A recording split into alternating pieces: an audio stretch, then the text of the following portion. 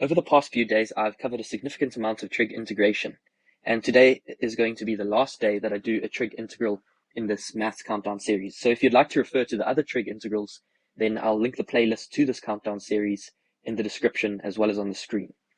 And I wanted to point out before I go ahead and solve this integral that there are indeed 18 days left in the maths countdown series. So we're rapidly approaching the end of the series, so make sure you stick around until the end.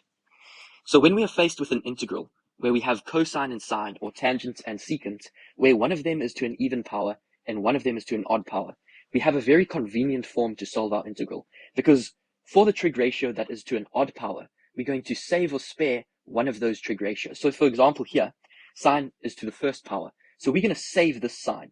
So if sine was to the third power, then we'd split that into sine squared and sine, because sine squared times by sine of x is sine cubed of x, and we'd keep that sine of x aside, because then what we'd do is we'd express that other sine, which is now to an even power, we'd express it in terms of cosine.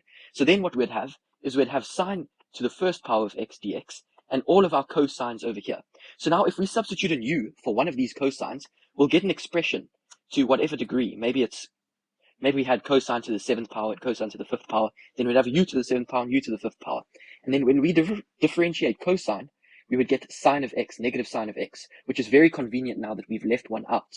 So for this particular integral, we're leaving out one sine, so which is already done for us because it was initially to the first degree. Okay, so what we can then do is we can let u equal to cosine of x. So then the derivative of u in terms of x is going to be negative sine of x dx. And we take this negative across, because as you can see, there's no negative in this integral. So then substituting in u for cosine of x into this integral here, we can re-express the integral in terms of u, which is u to the power of 6 now. And then for sine of x dx, we're substituting in negative du. Okay, so this integral is now very easy to solve. So we get negative u to the power of 7 over 7 plus z. And then for u, we now need to substitute back cosine of x because we need to express our final solution in terms of x. So it's negative cosine to the 7th power of x over 7 plus c. That is the integral solved. So what I was saying earlier about finding a u so that it can be cosine of x, so that we have an expression in terms of cosine times by sine of x dx.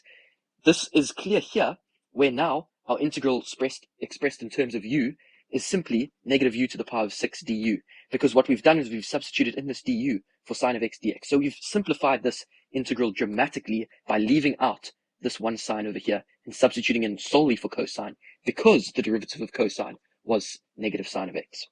So I hope you found this video useful, and if you did, please don't forget to leave it a like and subscribe to my channel. Thank you for watching.